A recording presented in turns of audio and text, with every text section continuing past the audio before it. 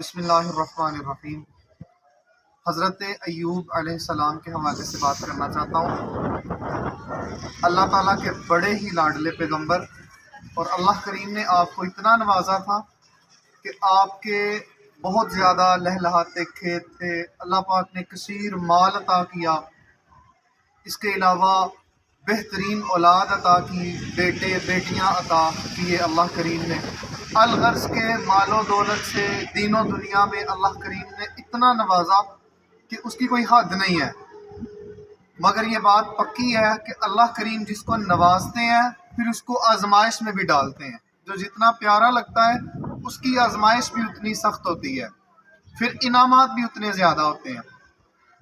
آپ واقع کرب و بلا دیکھ لیں، آپ حضور علیہ السلام کی ذات اقدس کی طرف دیکھ لیں کہ پیارے حبیب حضرت محمد مصطفیٰ صلی اللہ علیہ وآلہ وسلم اللہ کے محبوب ہیں۔ اللہ تعالیٰ کی ذات نے سب سے نوازا، مگر آزمائشیں کتنی تگڑی کہ اللہ کا محبوب ہے اور طائف کے بازاروں میں لوگ پتھر مار رہے ہیں، اور حضور علیہ السلام کے نالین مبارک خون سے بھر جاتے ہیں۔ تو جو جتنا پیارا لگتا ہے اس کو آزمائش بھی اتنی تگڑی دی جاتی ہے۔ حضرت ایوب علیہ السلام کو اللہ پاک نے بڑا نوازا۔ پھر اس کے بعد جب آزمائش آئی تو آپ کہیں پر کام کر رہے تھے تو پیغام ملا کہ آپ کی جو اولاد ہے وہ ساری کی ساری مر گئی ہے۔ آپ کا مکان گرا اور اولاد اس میں انتقال کر گئی ساری۔ جب آپ تک خبر پہنچی تو حضرت ایوب علیہ السلام نے الحمدللہ پڑھا، کہا یا اللہ تیرا شکر ہے۔ اللہ کریم کا شکر ادا کیا، اور کسی نے پوچھا آپ کو دکھ نہیں ہوا؟ حضرت ایوب علیہ السلام بولے میرا تھا ہی کیا، اللہ کریم کا تھا اور اللہ کریم نے اسے واپس لے لیا۔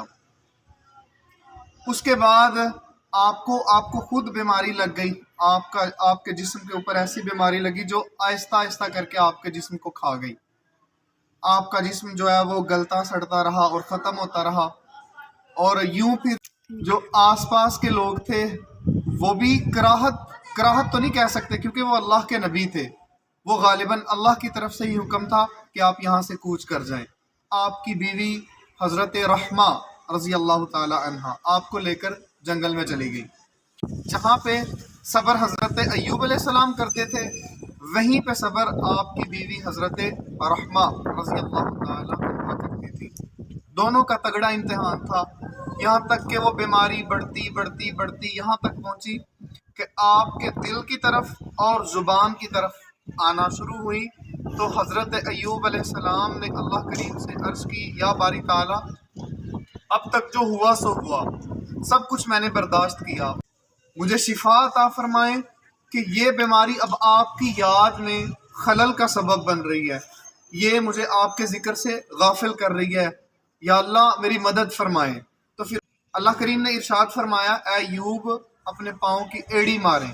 آپ نے پاؤں کی ایڑی ماری تو وہاں سے ایک چشمہ نکلا، تو حضرت ایوب علیہ السلام نے اس میں غسل کیا تو ٹھیک ہو گئے، اور پھر جب آپ نے دوبارہ ایڑی ماری تو ایک اور چشمہ نکلا۔ جب وہ چشمہ نکلا تو اللہ کریم نے حکم دیا کہ یہ پانی نوش فرمائیں، خود بھی پئیں اور اپنی بیوی کو بھی پلائیں۔ جب وہ پانی پیا تو جو اندر تک بیماری سرایت کر چکی تھی وہ بیماری بھی جاتی رہی، اور اس کے بعد اللہ تعالیٰ کی ذات نے پھر اس سے زیادہ مال بھی عطا کیا، اولاد بھی عطا کی، اور ہر طرح کی نعمتوں سے اللہ تعالیٰ کی ذات نے حضرت ایوب علیہ السلام کو نوازا۔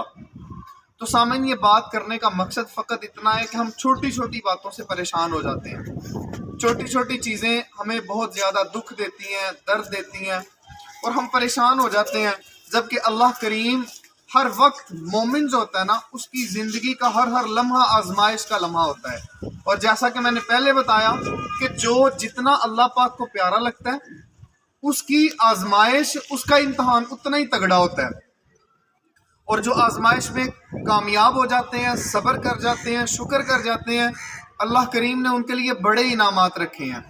جیسا کہ اللہ پاک سورہ بقرہ میں ارشاد فرماتے ہیں وَلَنَبْلُوَنَّكُمْ بِشَيْءٍ مِّنَ الْخَوْفِ وَالْجُوعِ، اللہ نے فرمایا ہم آزماتے ہیں، ہم آزمائیں گے، تحقیق ہم آزمائیں گے، یا آزماتے ہیں۔ وَلَنَبْلُوَنَّكُمْ بِشَيْءٍ مِّنَ الْخَوْفِ، تمہیں خوف دے کر آزماتے ہیں، وَالْجُوعِ، اور تمہیں بھوک دے کے آزماتے ہیں، وَنَقْصٍ مِّنَ الْأَمْوَالِ اور مال میں نقصان کر کے تمہیں آزماتے ہیں، وَنَقْصٍ مِّنَ الْأَمْوَالِ وَالْأَنفُسِ وَالثَّمَرَاتِ اللہ پاک جانوں سے بھی آزماتے ہیں، طرح طرح کے میوے دے کر اور لے کر بھی آزماتے ہیں، من الاموال والانفس والثمرات وبشر الصابرین اللہ نے فرمایا صبر کرنے والوں کے لیے خوشخبری ہے۔ پھر مزید اللہ نے فرمایا الذین اذا اصابتهم مصیبہ جب ان لوگوں پر مصیبت آتی ہے، مصیبت آن گھیرتی ہے ان کو، فرمایا الذین اذا اصابتهم مصیبہ جب ان لوگوں پر جو صبر کرتے ہیں ان لوگوں کی بات ہو رہی ہے کہ جب ایسا کچھ آتا ہے تو وہ صبر کرتے ہیں اور کیا کہتے ہیں، مصیبت پڑتی ہے تو کیا کہتے ہیں، قالو کہتے ہیں انا للہ و انا الیہ راجعون کہ مولا ہم تیری امانتے ہیں اور تیری ہی طرف لوٹ کے آنا ہے۔ جب وہ یہ کہتے ہیں تو اللہ پاک کو یہ کہنا ان کا بڑا پسند آتا ہے۔ اللہ فرماتا ہے اولئک علیہم صلوات من ربہم ورحمہ پھر اللہ رب ہو کر ان پر صلوات پڑھتا ہے، ان پر رحمت بھیجتا ہے۔ اولئک علیہم صلوات من ربہم ورحمہ اور ان پر رحمت کا سایہ اللہ کریم کرتے ہیں، وَأُولَئِكَ هُمُ الْمُهْتَدُونَ اور وہی لوگ ہدایت یافتہ لوگ ہیں، وہی لوگ ہدایت یافتہ ہوتے ہیں۔ تو سامعین سنا آپ نے کہ اللہ کریم اپنے بندے کو آزماتا ہے۔ آپ نے یہ بھی پڑھا ہوگا انما اموالکم و اولادکم فتنہ کہ مال اور اولاد فتنہ ہے۔ اب جو فتنہ لفظ ہے نا یہاں پہ ہمارے ہاں تو فتنہ لفظ کا مطلب فتنہ و فساد ہوتا ہے نا، جبکہ عربی لغت میں فتنہ کا مطلب ہوتا ہے آزمائش۔ اللہ کریم اپنے بندے کو اولاد سے بھی آزماتے ہیں اور مال سے بھی آزماتے ہیں۔ یہ دو ہی مسائل ہیں بڑے ہمارے ہاں، یا اولاد کی فکر ہوتی ہے یا مال کی فکر ہوتی ہے۔ تو صاحبان ان سب کو چھوڑیں۔ آپ نے حضرت ایوب علیہ السلام کا قصہ سنا، اس بیماری نے حضرت ایوب علیہ السلام کو جب گھیر لیا نا تو حضرت ایوب علیہ السلام کی بیوی کے دل میں یہ، آپ تو نبی تھے نا تو شیطان ان کے دل میں وسوسہ نہیں تھا ڈال سکتا، تو بیوی کے ذہن میں وسوسہ ڈالا کہ حضرت ایوب علیہ السلام کو کہو کہ وہ تو اللہ کا نبی ہے، وہ دعا کرے تو بیماری ختم ہو سکتی ہے۔ جب حضرت بی بی رحمہ رضی اللہ تعالیٰ عنہ نے حضرت ایوب سے کہا کہ آپ اللہ سے دعا کریں تو آپ نے فرمایا اے بی بی اگر تم میرے ساتھ رہنا چاہتی ہے تو رہ، نہیں رہنا چاہتی تو نہ رہو، مگر میں اللہ کریم سے یہ نہیں کہوں گا کہ مجھے شفا دے، مجھے مال دے، مجھے اولاد دے، مجھے نعمتوں سے نوازے، میں یہ نہیں کہوں گا کیونکہ میں نے 80 سال مسلسل ان نعمتوں کا لطف اٹھایا، ان نعمتوں پر گزارا کیا اور شکر کیا، اور کم از کم 80 سال تو میں یہ بیماری برداشت کر ہی سکتا ہوں، 80 سالوں کے بعد دیکھوں گا کہ کیا کرنا ہے۔ مگر جب بیماری نے اٹیک کیا دل پر اور زبان پر، عرض کرتے ہیں یا باری تعالیٰ یہ اب تیرے ذکر میں خلل پیدا کر رہے ہیں۔ تو صاحبان ہمارا مقصد حیات صرف اللہ کا ذکر ہے، اللہ کی یاد ہے، اس میں کھبے رہنا، اسی میں رہنا۔ تو جب ہم اس سے غافل ہوتے ہیں، اس ذکر کو کرتے ہوئے آزمائشیں بھی آتی ہیں، طرح طرح کے امتحانات بھی ہم پر آن پڑتے ہیں، مگر مقصد یہ ہے کہ ہم اس میں صبر کریں، شکر کریں، جیسے کہ حضرت ایوب علیہ السلام نے کیا۔ وہ نبی تھے، نبی کی زندگی ہمارے لیے مشعل راہ ہوتی ہے۔ ہم اپنے پیارے حبیب علیہ السلام کی جانب دیکھیں کہ فرشتے آ کے کہتے ہیں کہ یا رسول اللہ ایک دفعہ آپ حکم کریں، ہم طائف کی بستی کو اڑا کے رکھ دیں گے، برباد کر کے رکھ دیں گے، مگر صبر کیا، شکر کیا، اور آج دیکھیں 1400 سال کے بعد اسلام کتنا پھیلا۔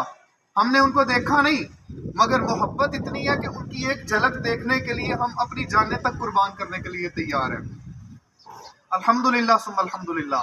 تو آج کی ویڈیو سے سبق صرف اتنا حاصل کرنا ہے کہ مشکلات، مصیبتوں کے پہاڑ ٹوٹ پڑے، مگر صرف آپ کی زبان سے ایک ہی چیز نکلنی چاہیے، کیونکہ حدیث مبارکہ کا مفہوم ہے، حضور علیہ السلام ارشاد فرماتے ہیں کہ کسی مومن پر اگر کوئی پریشانی آتی ہے، مصیبت آتی ہے، تنگی آتی ہے، تو اس کے بدلے اللہ پاک اس کو اجر عطا کرتے ہیں، ٹھیک ہے۔ ایون دیٹ اگر کسی کو کانٹا بھی چبھتا ہے تو اس کانٹے کی چبھن کے بدلے بھی اس کے گناہ معاف کیے جاتے ہیں۔ تو صاحبان، برادران، غور و فکر کریں، غور و فکر آپ نے یہ ہمیشہ صبر اور شکر کے ساتھ چلیں، واویلیاں نہ کریں۔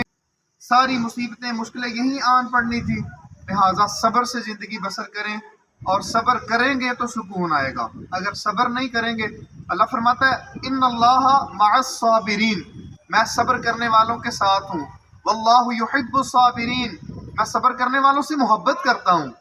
تو آپ اللہ کے محبوب بن جائیں نا صبر کر کے. اللہ پاک مجھے اور آپ کو صابر و شاکر بنائے اور اس کی نعمتوں پر ہر لحظہ شکر ادا کرنے کی توفیق عطا فرمائے، اور اللہ ہماری ذاتوں کو اپنی بارگاہ میں قبول فرما لے. آمین بجاہ نبی الامین.